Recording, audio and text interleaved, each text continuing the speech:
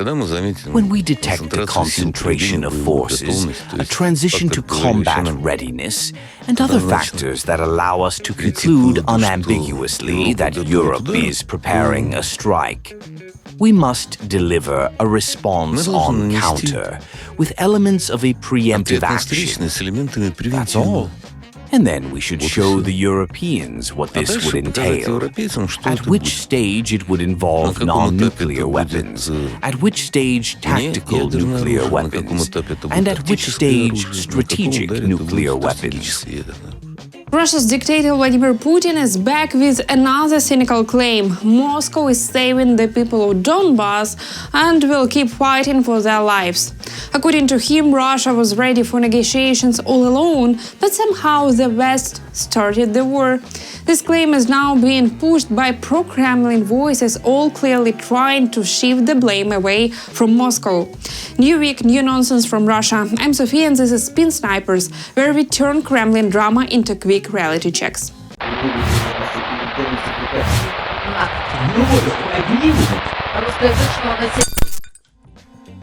Russian dictator Vladimir Putin, also known as a man who loves giving history lessons while casually twisting the facts, is at it again. This time he claims Russia did not start the war.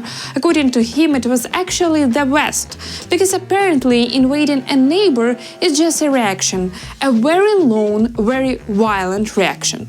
Let me remind you once again, we did not start this war.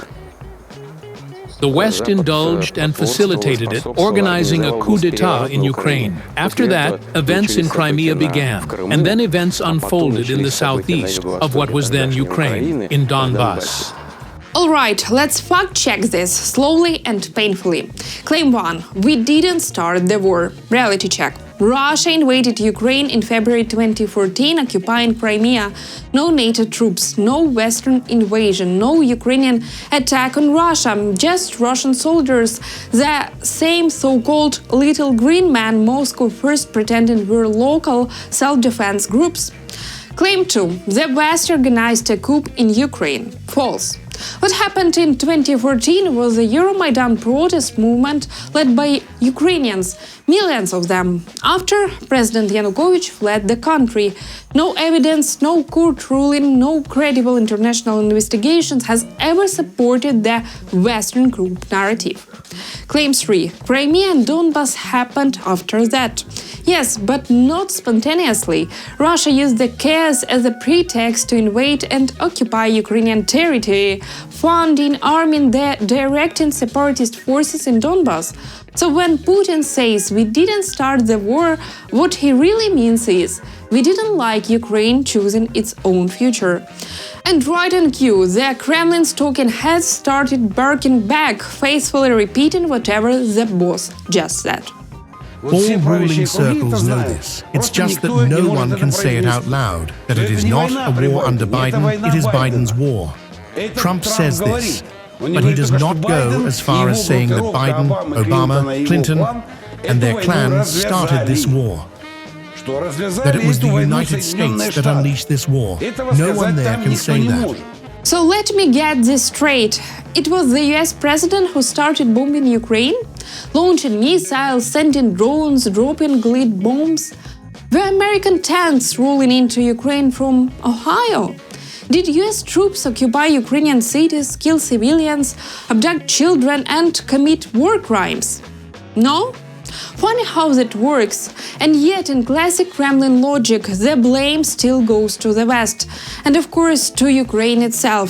Listening to Putin talk about protecting occupied territories is big cynicism, especially when he openly makes one thing clear: peace was never the goal.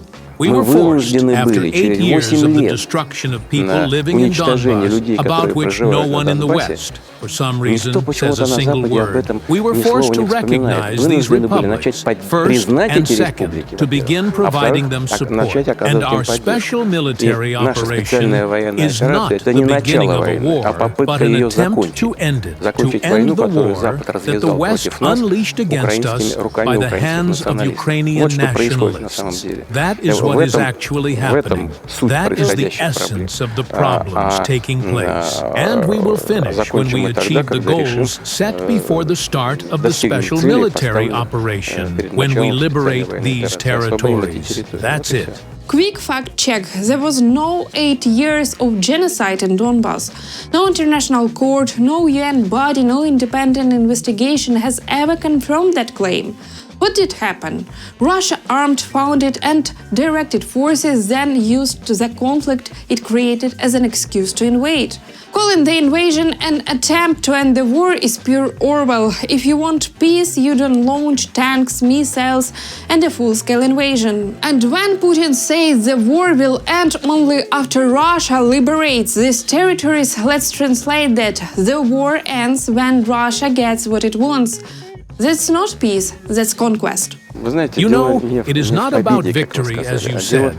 It is about the fact that Russia seeks protection and will certainly do this of its interests. Protection of its people who live there, protection of our traditional values, the Russian language, and so on. Protection, by the way, of the religion that has been cultivated for centuries in these territories.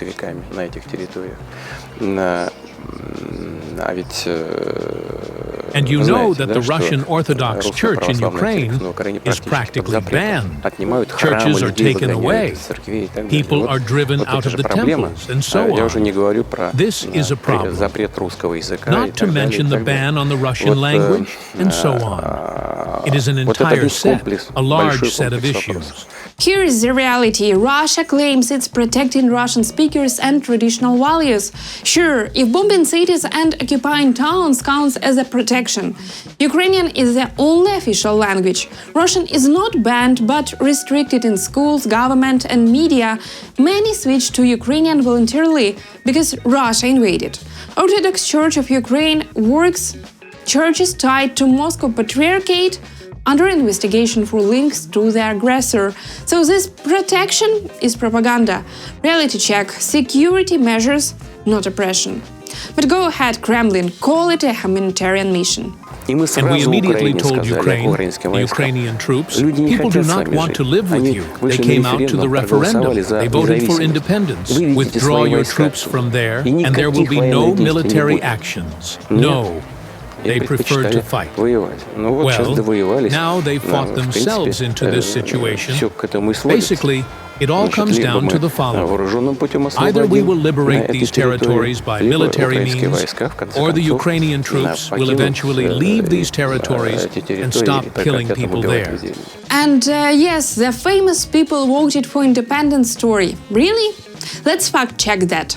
Those so-called referendums Russia loves to cite in Crimea, in Donbas, in Zaporizhia and Kherson regions were held under occupation with armed soldiers on the street and no independent observers.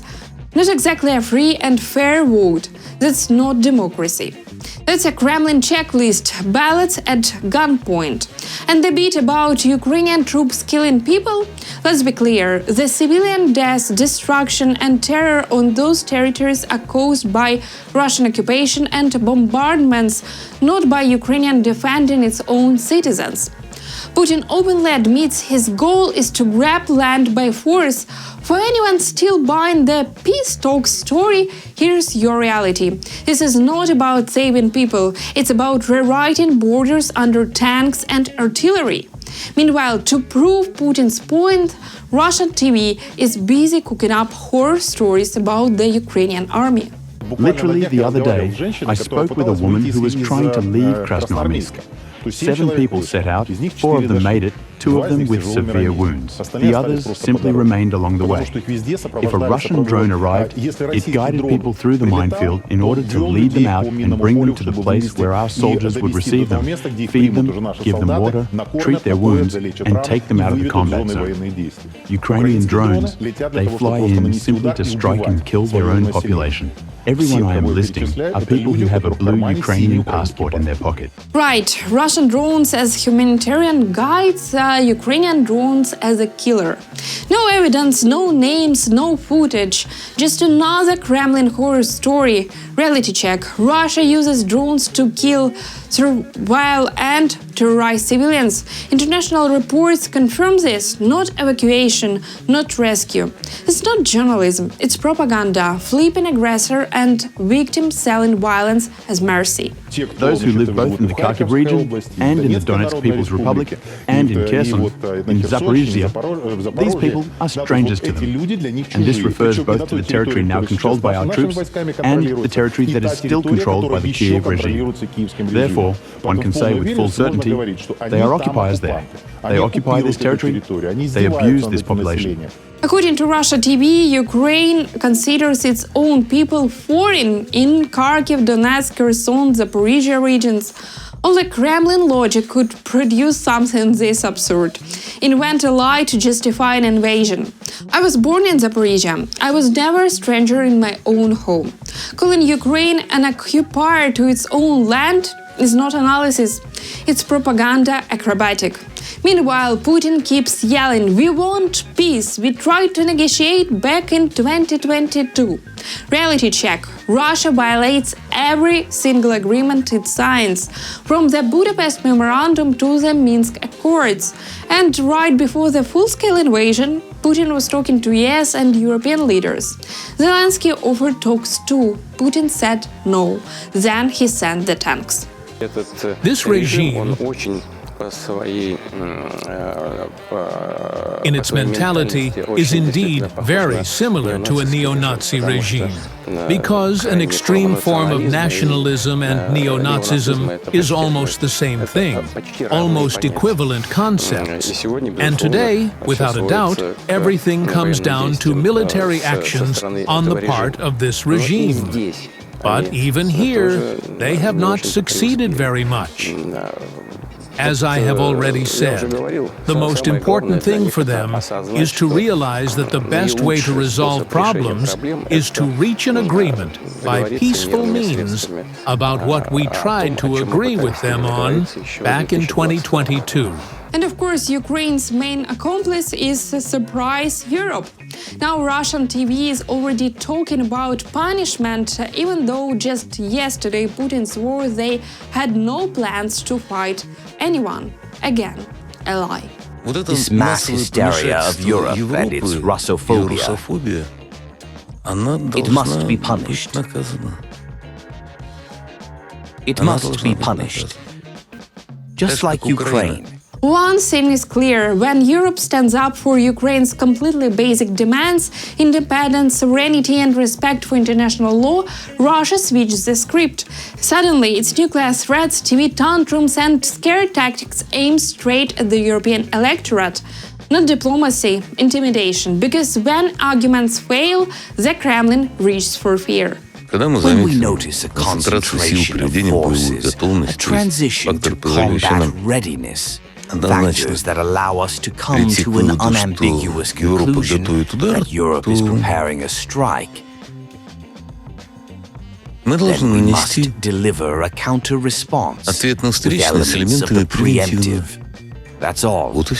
And then to show the Europeans what it will be, at what stage it will be non-nuclear weapons, at what stage tactical nuclear weapons, and at what stage strategic nuclear weapons. In reality, these scare tactics aimed at Europe sound especially absurd coming from a country that promised to take Kyiv in 3 days and still has not managed it after almost 4 years. Where is the Russia's real advantage? Not in its economy, not in its technology, not in military efficiency. Essentially, it lies in Kremlin's willingness to throw massive numbers of people into the war without regard for losses. The country is large and human life for Russia's leadership has a low price. I think they know that at this point in time, and for at least some number of years to come, if not for a long time, Russia has a decisive advantage in strategic forces, and they should not twitch. They should not twitch. They should step back.